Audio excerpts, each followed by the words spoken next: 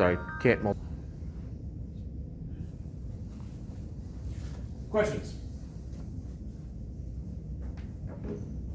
As in, are there any?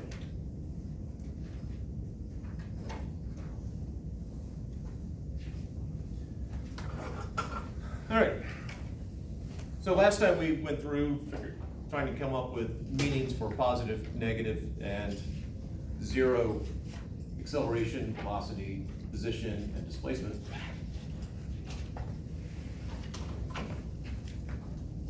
And most of you are probably thinking, that's great, but where's the calculus? Well, let's get into it.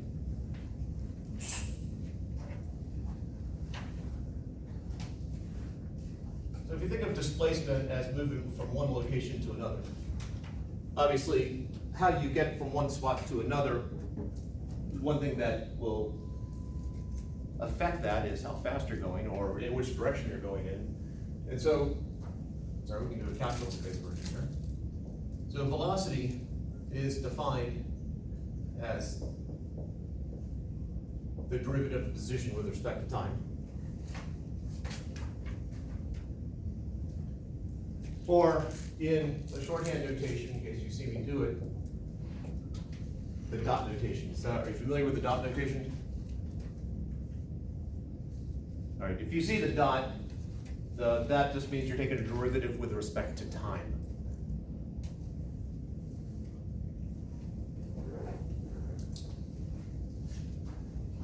Acceleration deals with the rate at which velocity is changing, and so by definition, it is the change in velocity with respect to time, or v dot, or x double dot.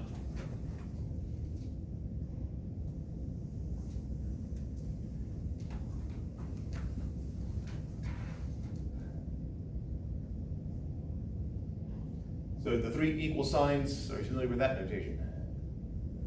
The three equals, not three equal signs, the three bars, that means it is equal by definition. There's no real deep meaning to it. And if you read, I think it's Physics for Poets, I think that's where they talk about, suppose they had defined them differently, what would the implications be? But this is what the powers that be decided, so we have to live with it.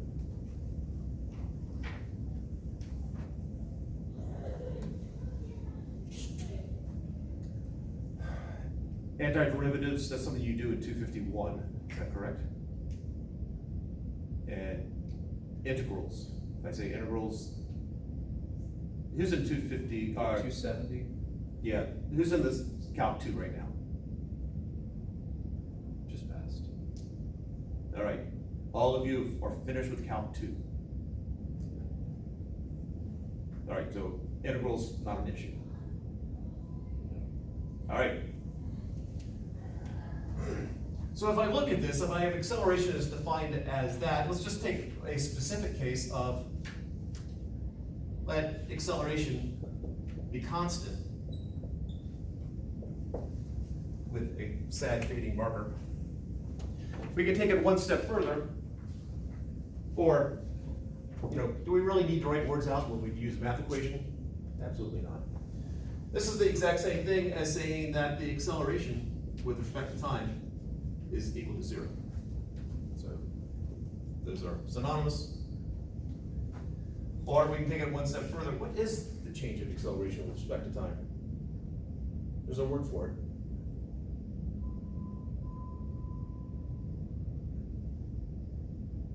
I even have it on a t-shirt. Not the word itself, I have the implication. All right, so let's hit a couple other things here.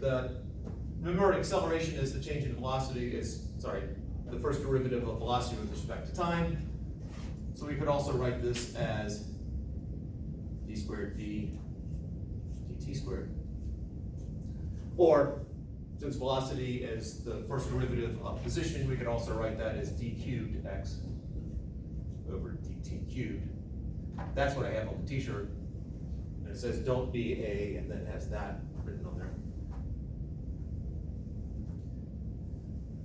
Imagine you're a car at a stoplight, you are stopped, the light changes to green, you slam your foot on the gas pedal. And just for the sake of this, let's just assume that the headrest is not really in the right spot.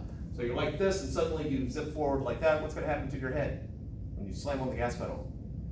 Jerk back. Exactly. And the word is jerk.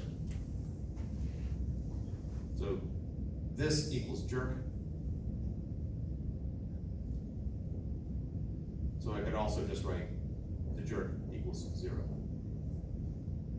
meters per second cubed. Or some sort of distance over time cubed.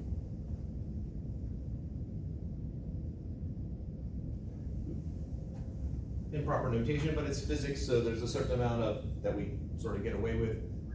However, there should be a vector symbol over the 0 officially. All right, so if acceleration is constant, I'm looking at this acceleration as dv dt.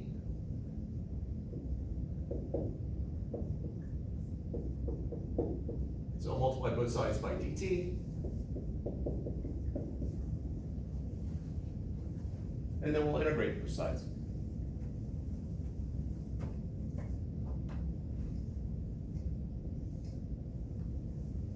Now remember that acceleration is a constant in our derivation here, so what would the integral of a dt be?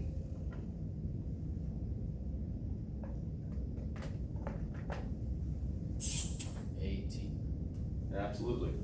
We'll do limits of integration from some initial time to some final time and some initial velocity to some final velocity. Those are vectors. So it would be AT from some initial time to some final time is equal to what would be the integral of dv V. from some initial velocity to some final velocity.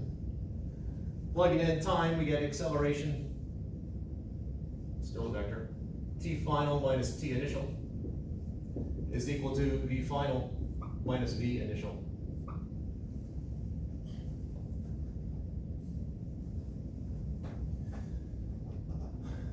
Now, there's a convention that is often used in textbooks. Some textbooks stay very strict to it, and they'll look at this and they'll say, use that as, they'll call it delta t, which it is. Change, delta is change. Delta is always going to be final minus initial, so this would be final time minus initial time. So this is just delta t. However, I don't think your textbook sticks with that. I think they go to the other normal convention.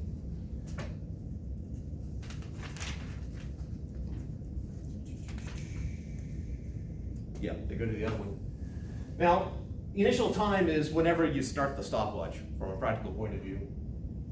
You can let the initial time be anything that you want, generally whatever is most convenient. And so it's usually convenient just to let my initial time be 0 seconds. And so now I'm left with delta t is just equal to this final time, which is the time in which the problem takes place, or in which you need to calculate something. And so oftentimes, given this, the thinking is, if that's the case, delta t is just final time minus 0, which is just whatever time it is. And so this tf minus ti, often they just stick in it, just make it time. In 252, they do something similar with electric potential and voltage. I'm pickier about that one than I am here. I will often just use the t. So we have some constant times time is equal to v final minus v initial.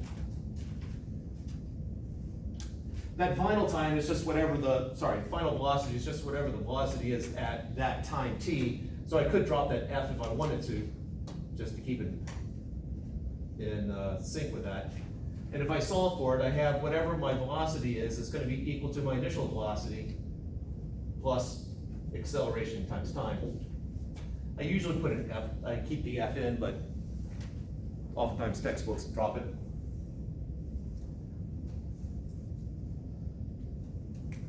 So this is the first of the constant acceleration equations.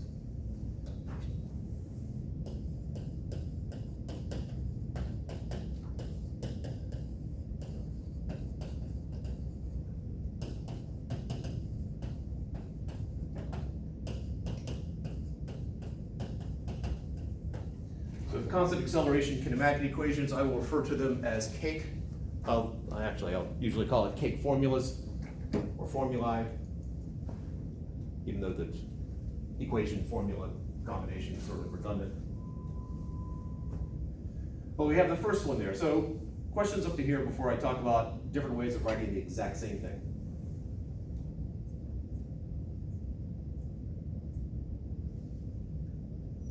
All right, so we have VF equals VI plus AT. It also could be written as VF equals VI plus A delta T.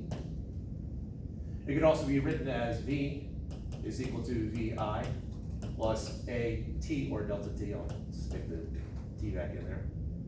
It could also be written as V equals V sub 0 plus A T or delta T. So I have two choices to express the velocity here, V or VF. The initial is either VI or V0, and then time is either T or delta T. There should be a vector symbol over that, that doesn't change. So any one of these is a valid way of writing it. I tend to write it this way right here. Your textbook, I think they still have the F in there and they use that notation. But I for initial or O for either original or 0 for when time is 0.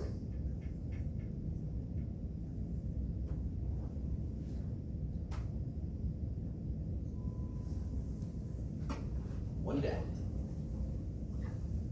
3 or 4 to go.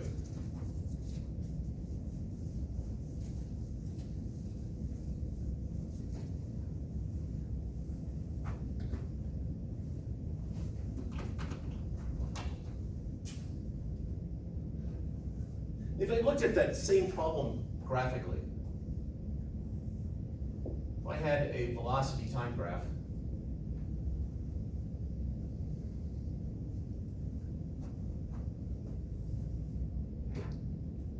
I have an intercept here. That's when time is equal to 0. This is time is equal to 0, whatever units you're working with. I have an intercept, so that would be my initial velocity. I want to figure out what my final velocity is at time t. Well, all I first have to do is figure out what the slope is. Well, I know the slope is change in velocity over change in time, which is just average acceleration. So if I plug into the slope-intercept form, and I write it out this way because that's the way the math people have been doing it. I believe M comes from the French word for mountain because there's a slope there. I think that's true, but I have not actually seen it in print myself. However, we use M for mass, we use M for meters. Really don't want to use M more than I have to. So for slope, I often will just do the dollar sign. It looks like an S, but it's not an S. And so velocity is equal to my slope. Well, slope is my acceleration times t plus my intercept. So we also can pull the same equation from the graph.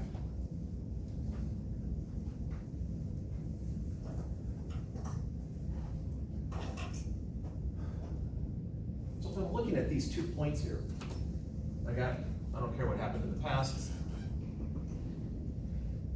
That's sort of a V final. What's my average velocity?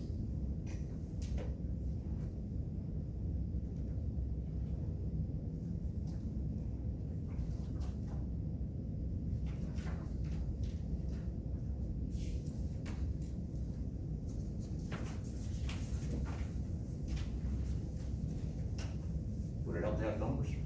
Or are you good with variables? Or you're equally uncomfortable with? I think I nod on that one.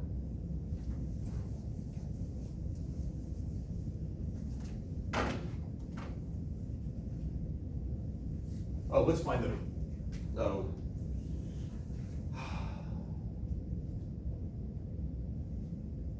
Let's do it the long way. Mean value theorem. That's a Calc 1 thing, I believe. Or is that a Calc 2? Probably Calc 2. What's the mean value theorem?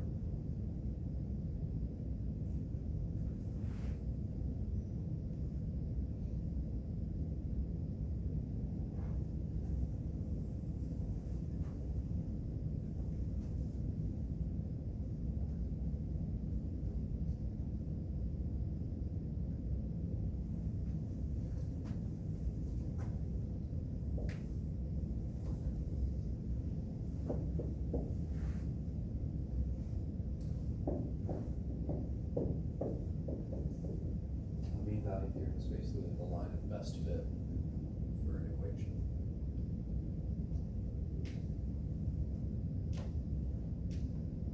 That's not my experience with the mean value theorem. I assume you just looked it up.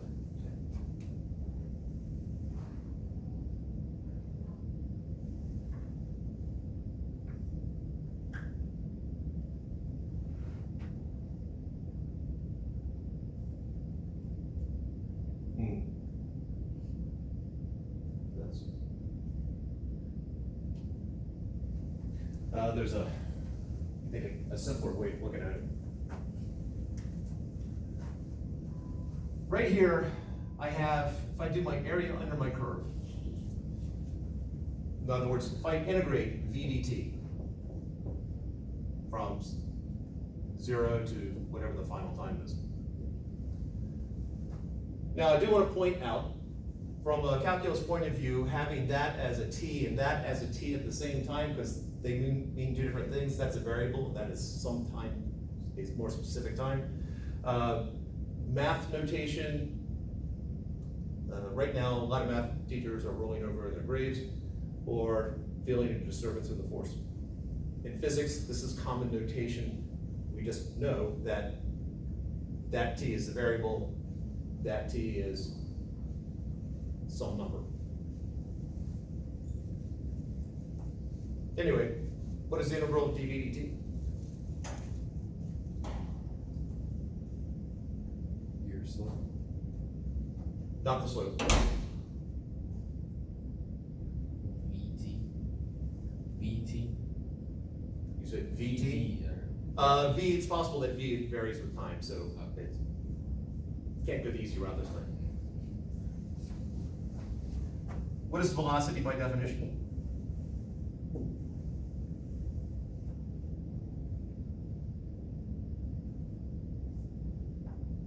Change in position over time. Okay, let's be more sophisticated than that. It's a calculus-based course.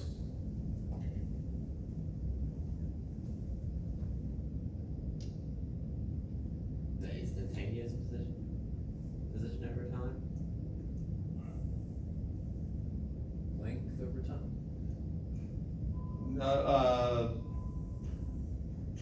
You're all dancing around the ballpark here.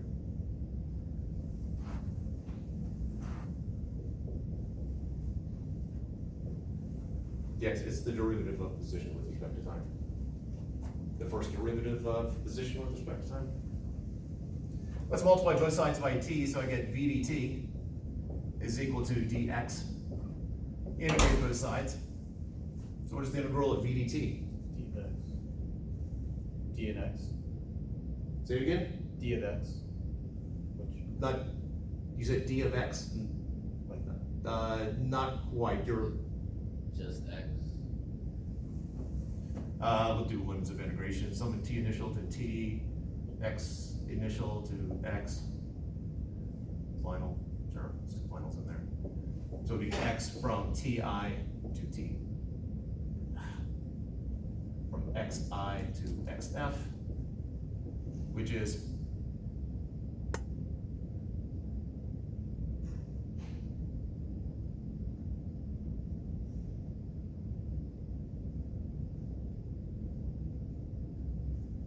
X final minus X initial. like you mean it with great confidence. X final versus minus X initial. Which is? We can simplify it.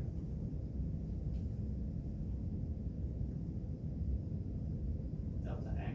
Yeah, there we go.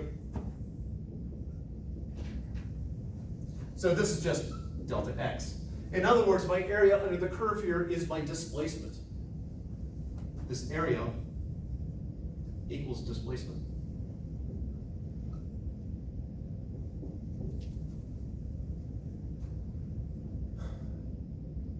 So the mean value theorem is that whatever my average is, V average,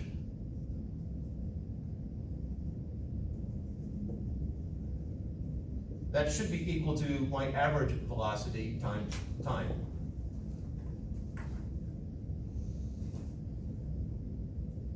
So the mean value is whatever I can multiply times this. So basically I'm taking a trapezoid and turning it into a rectangle. This has the same area as that if I multiply the average times whatever that time duration is. So let's do it. Let's find out what the average is, unless someone wants to shout out what the average is. Okay, so I'm saying that my displacement is the area under the curve, or change in position if you want to go that route. Depends on your mood today. And so I have a trapezoid. I'm going to break it up into a rectangle and a triangle. So my rectangle, I've got VI T plus, and then my triangle, 1/2 base times my height, which is VF minus VI.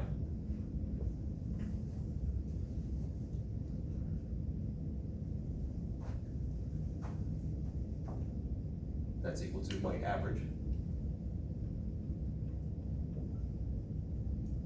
Oops. Times time. I can divide time out. I can get rid of time.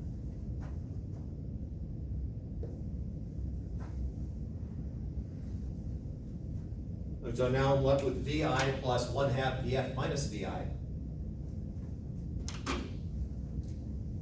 which is just VI plus 1/2 VF minus 1/2 VI, which is 1/2 VI plus 1/2 VF, which is 1/2